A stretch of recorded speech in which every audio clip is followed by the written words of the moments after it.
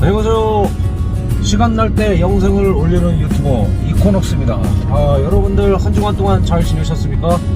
오늘은 일찍 퇴근하는 관계로 한번 영상을 올려봅니다. 차는 주인을 잘 만나야 되고 주인 또한 차를 잘 만나야 속 편한 관계가 형성되는 것 같습니다. 왜 제가 이 말씀을 드리냐면은, 제가 지난주 토요일날 영상을 올렸죠. 제 차 이코녹스가 RPM 헌팅이 이게 발생을 하면서 차가 떨리고 막 그래서 이제 서비스 센터에 방문을 했는데 기계적인 그 고장인 줄 알았는데, 이게 보니까 연료 펌프 압력 모듈 데이터 오류 이 에러 코드가 떠서, 그러니까 전자 제어 장치에 그 에러가 떠서 결론은 차가 이상이 생긴 거죠.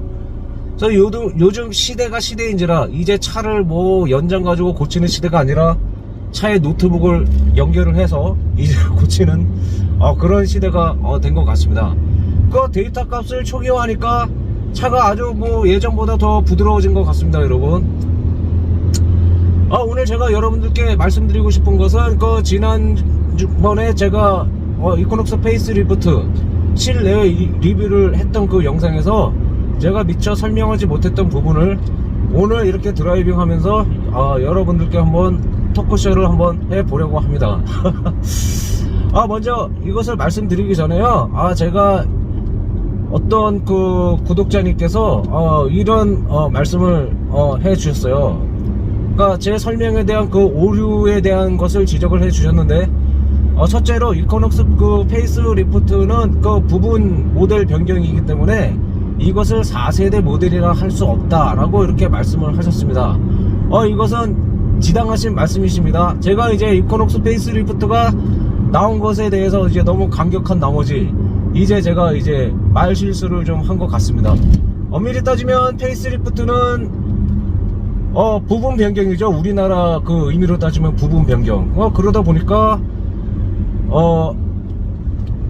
이코녹스는 이제 3세대 모델 영역 안에 이제 들어가는 것입니다. 이거 감시 카메라가 많아서 말을 더듬었습니다. 그런데 이번 말씀 상당히 이제 지당하신 말씀이시고요. 이게 3세대 모델 영역 안에 들어가기 때문에 4세대 모델이라고 칭할 수는 없다, 이렇게 말씀을 하셨습니다. 그리고 또 한 가지 지적을 해 주신 것이 있어요. 보면은 제가 이제 차 후면부 모습을 보여드리면서 미국에는 듀얼 머플러가 달린 그 모델이 있었는데 왜 우리나라에는 듀얼 머플러가 장착되지 않은 상태로 들어왔을까, 참 아쉽다, 이런 말씀을 드렸었는데, 이분께서 말씀하시기를 그 미국의 페이스리프트 2.0 모델에는 이 듀얼 머플러가 장착이 되어 있었고, 그리고 1.5 모델에는 듀얼 머플러를 장착을 하지 않고 있었다. 그리고 2.5 모델의 그 컨셉이 듀얼 머플러가 장착하는 것이었기 때문에 1.5 모델을 들여오는 지금 이 시점 우리나라에서는 듀얼 머플러를 장착하지 않은 것이 당연하다, 이렇게 말씀해 주셨습니다. 좋은 지적 감사드립니다. 그리고 제가 미처 파악하지 못한 사실을 알려주신 것 대단히 감사를 드립니다. 보면은 일단은 그런 것에 대한 그런 지적을 해 주셨습니다. 이제 구독자님들이 이 채널의 프로듀서입니다. 그리고 보면은 이코녹스 같은 경우에는 이 이코녹스는 말 그대로 저배기량 차 엔진입니다. 그래서 저배기량 엔진을 장착하고 있기 때문에 가속력에 펀치력이 없다라는 것은 염두에 두시고 구입을 하시는 것이 좋을 것 같습니다.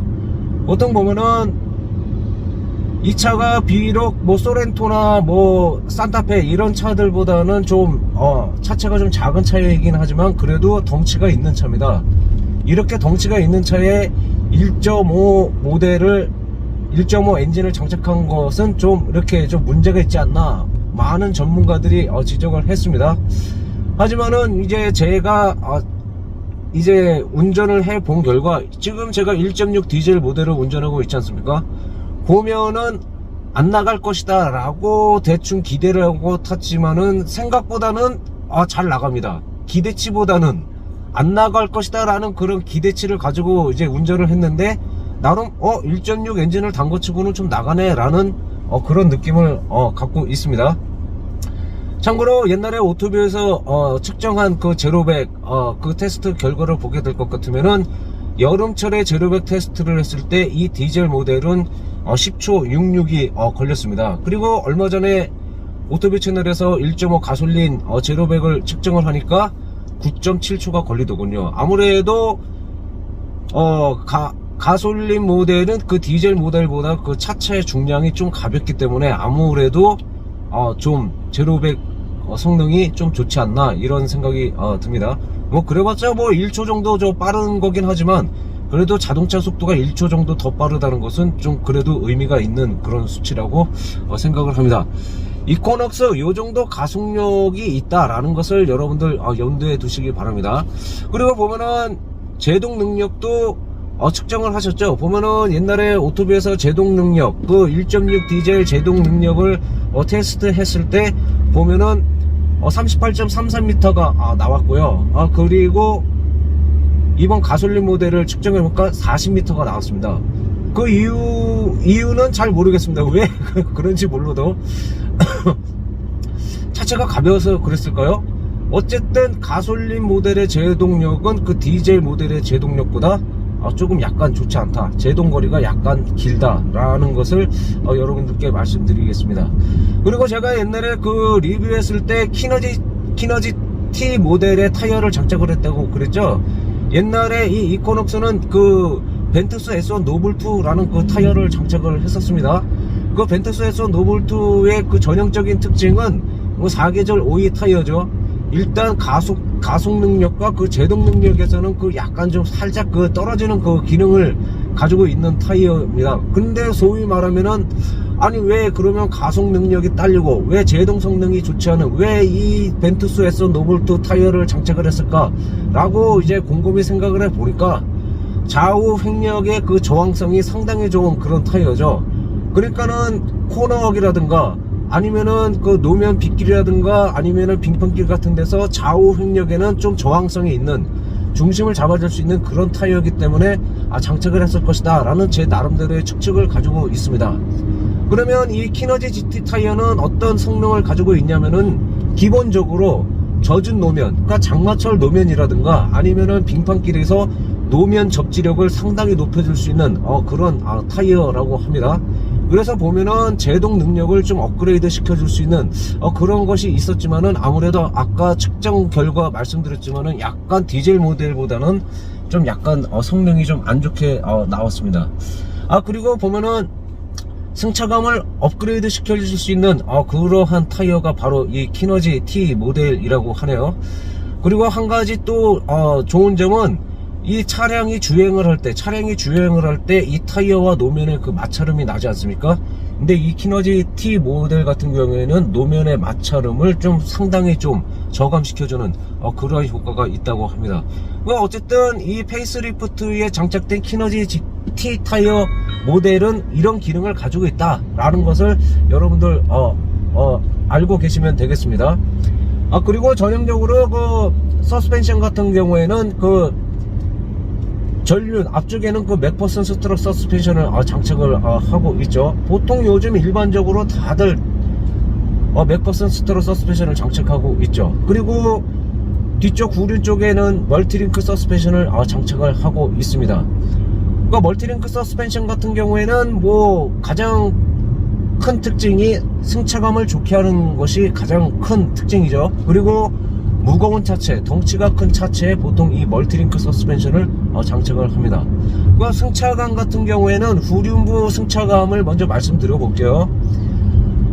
제가 이제 몇 년 전에 저희 어머님 친구분들을 이제 태우고 이제 어디를 가는데 그 저희 어머님 친구분들이 이런 말씀을 하시는 분들이 있어요. 그거 보면은 야, 이 차 되게 물렁물렁하다 라고 말씀하시는 분도 계시는가 반면 야, 이 차 되게 푹신푹신하다 뭐 이렇게 말씀하시는 분도 계십니다.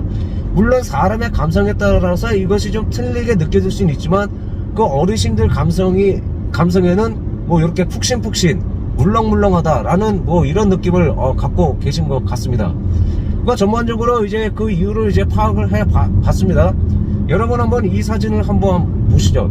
이 사진을 보시면은 제 차 하부를 찍을 때 이 사진을 찍어 봤는데, 여러분들 보시면은 여기 이 쇼버의 요 스프링 부분을 보시면은 사이 간격이 좀 상당히 좀 넓은 편이고요.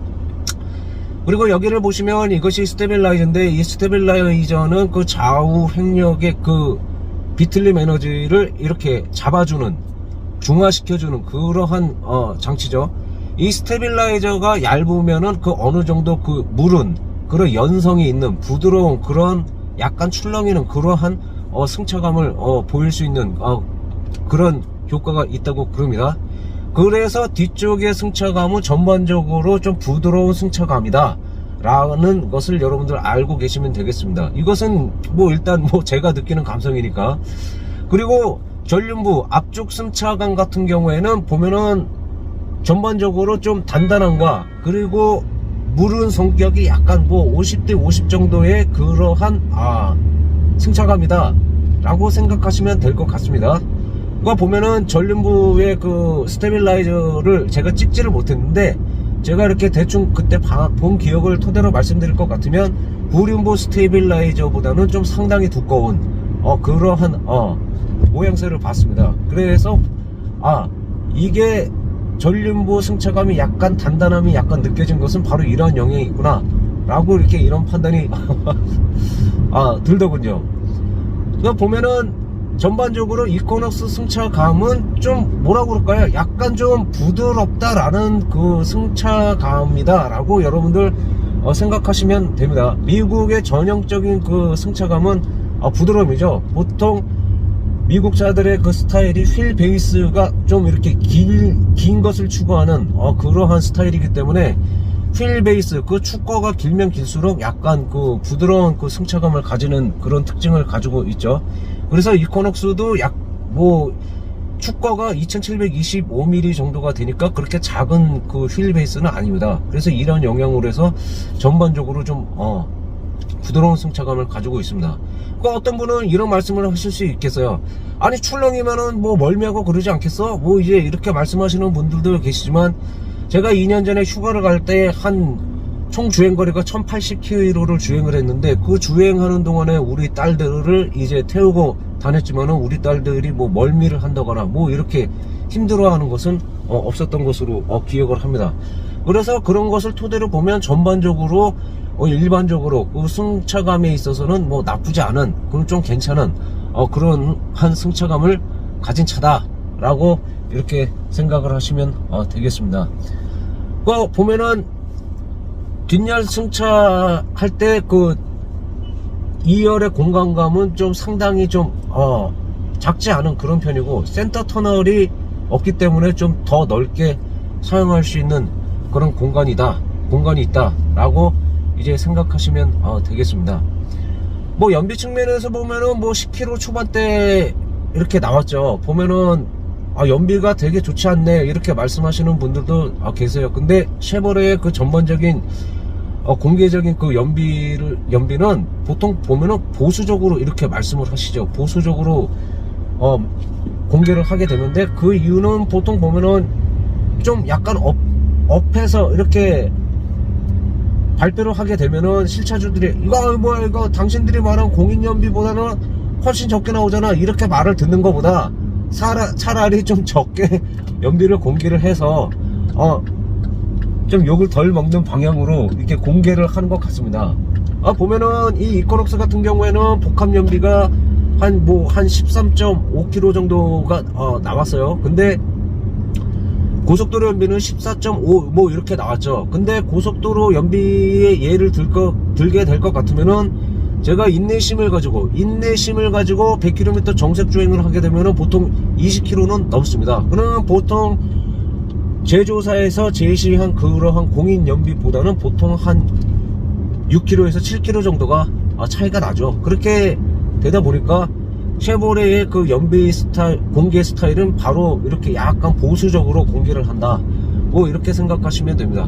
뭐 제 생각으로, 제 예상으로 페이스리프트의 그 고속도로 주행 연비도 그 제조사에서 제시한 그 연비보다는 아무래도 한 6km 정도는 더 좋은 연비가 나오지 않을까, 제 나름대로 조심스럽게 생각을 하고 있습니다. 뭐 디자인 측면에서는 뭐 제가 뭐 그 영상에서 개가 천선했다 뭐 이제 이런 표현을 했죠. 그리고 뭐 몇몇 다른 분들은 아예 뭐 앞모양만 변했지 뒷모양은 뭐 별로 변하지 않았네 뭐 이렇게 말씀하시는 분들도 있어요. 근데 제가 세슬라미 입장에서는 정말 어떻게 보면은 혁신적으로 변한 모델이다 라고 생각이 듭니다. 왜냐면 여러분 이 사진을 한번 보시죠. 이 사진이 그 1세대 이코녹스의 모양입니다. 여러분들 이 1세대 이코녹스 디자인 보니까 어떤 생각이 드십니까? 여러분 충격적이지 않습니까? 어떻게 이 디자인을 가지고 북미에서 SUV 판매량 3, 4위를 왔다 갔다 할 수 있었겠습니까? 그 다음에 2세대 모델의 그 디자인을 한번 보시죠. 좀 1세대 모델보다는 좀 상당히 낮이긴 했지만 그래도 약간 우리나라의 그 감성에는 좀 약간 좀 감성에 맞지 않는 그런 디자인인 것 같죠. 그러다가 이렇게 3세대 모델로 개비를 했는데 좀 나름대로 좀 혁신감이 느껴지죠. 그런데 이 디자인이 들어왔을 때도 우리나라 사람들은 보통 보면은 좀 촌스럽다 라는 그런 반응을 보였습니다. 그러다가 이제 3세대 페이스리프트를 한 이 디자인을 보니까 그나마 좀 많이 나은 그러한 디자인을 갖는 것 같습니다. 그래서 제가 약간 리뷰할 때 야 좀 새로운 감각이구나, 이게 혁신적인 그런 느낌이 나서 살짝 흥분을 했어요. 뭐 어떤 분께서는 이런 댓글을 달아주신 분들도 있어요. 뭐 이코녹스 페이스 리프트에서 제일 신나신 분 뭐 이렇게 댓글을 달아주신 분들도 계신데 뭐 솔직히 살짝 신났습니다. 단지 이제 구입을 못해서 아쉬울 뿐이죠. 그리고 이코녹스는 딱히 뭐 자랑할 거 없습니다. 여러분 제가 뭐 누누이 뭐 차체 강성에 대해서 이렇게 말씀을 드렸는데 뭐 기가 스틸 포함 초고장력 강판, 뭐 고장력 강판 비율 이렇게 합치면은 뭐 82.6% 비율이 넘는다. 그런 고강도 철제를 많이 사용해서 차량의 안정성을 갖고 있는 차다 라는 것을 여러분들께 말씀드리고 싶네요. 어떤 분들이 이렇게 마세요. 좀 이제 제발 좀 차체 강성 얘기 그만해, 귀 아파 죽겠네 뭐 이렇게 댓글을 다시는 분들도 있는데 여러분들 이해해 주셔야 됩니다. 왜냐하면 자랑할 게 이거밖에 없거든요. 옛날에 제가 이코녹스 차체 강성에 대한 그 영상 올린 것도 한번 참조해 보셨으면 좋겠습니다. 어쨌든 여러분 이코녹스 페이스리프트를 이미 구매하신 분들도 있고 구매하시고 나서도 승차감에서 나름 만족하신 분들도 있고요. 그리고 어떤 분 같은 경우에는 이코녹스를 구입하고 싶은데 와이프께서 승차감이 안 좋아서 고민 중이다 라고 고민하시는 그런 분들도 있습니다. 제가 옛날에 누누이 말씀드렸지만 사람마다 모든 느낌이 다 같은 건 아니라고 생각을 하고 있습니다. 어쨌든 이코녹스가 새로 들어왔는데 과연 판매량이 어떻게 될는지는 저도 이제 잘 알 수가 없네요. 그리고 여러분들 제가 이코녹스 한 가지 변한 거 보여드릴게요. 이코녹스 차체 하부입니다. 저의 구독자님께서 이코녹스 페이스리프트 매장에 들렀다가 하부가 너무 궁금해서 사진을 찍어서 올리셨습니다. 사진을 찍어서 올리셨는데 왜 이 사진을 찍었냐면요, 보면은 한번 보세요. 이 사진 제 차 하부 사진입니다. 여러분들 어떤 생각이 드십니까? 이 실링 처리가 여러분들 마음에 드십니까? 이것 때문에도 많이 까였죠. 야 이건 뭐 실링 처리가 이렇게 성의가 없어 막 이제 이런 식으로 많이 까였죠. 세슬라니 제 입장에서도 야 이거 성의 없이 발랐다 라고 생각을 하고 있었는데 실제로 만져보면 상당히 좀 두껍게는 발랐습니다. 그런데 여러분들 이 사진 보십시오. 저희 구독자님께서 찍어 올린 사진, 이 사진을 보시니까 어떤 느낌이 듭니까? 많이 좀 성의가 좀 느껴지시죠? 성의가 느껴지죠? 좀 깨끗하게 발랐습니다. 나름 이제 노력한 그런 흔적이 있어요. 그리고 육안상으로 봐도 좀 실링을 상당히 두껍게 발랐다 라고 판단하실 수 있을 겁니다. 아무래도 소비자들이 계속 으르렁 거려야 아무래도 제조사가 그것을 좀 반영하는 것 같습니다. 앞으로 소비자 우리들 계속 으르렁거려서 제조사가 좀 더 보다 나은 차를 만들 수 있는 그런 동기부여를 해주는 것도 좋을 것 같습니다.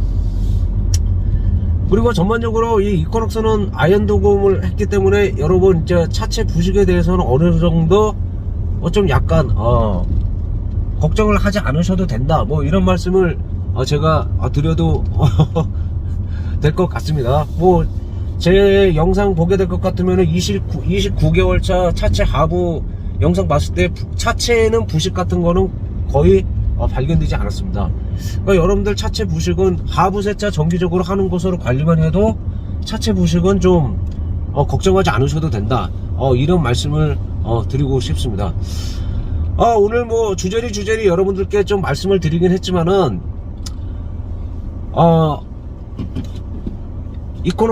이코녹스가 제대로 잘 팔리면 저희는 외롭지 않을 것 같습니다. 왜냐하면은 이코녹스가 워낙 판매되지 않은 차량이다 보니 이코녹스 카페 회원님들이 보통 보면은 한 11만 명 되는데 11만 명 되시는 그런 카페 회원님들이 이코녹스 인증샷을 올립니다. 왜냐하면 이코녹스를 워낙 보기가 힘든 그런 차이기 때문에 운행 중에 지나가다가 고속도로 운행하다가 사진 이코녹스 달리고 있는 거 봤어요 사진 찍는 그런 분들도 많이 있습니다.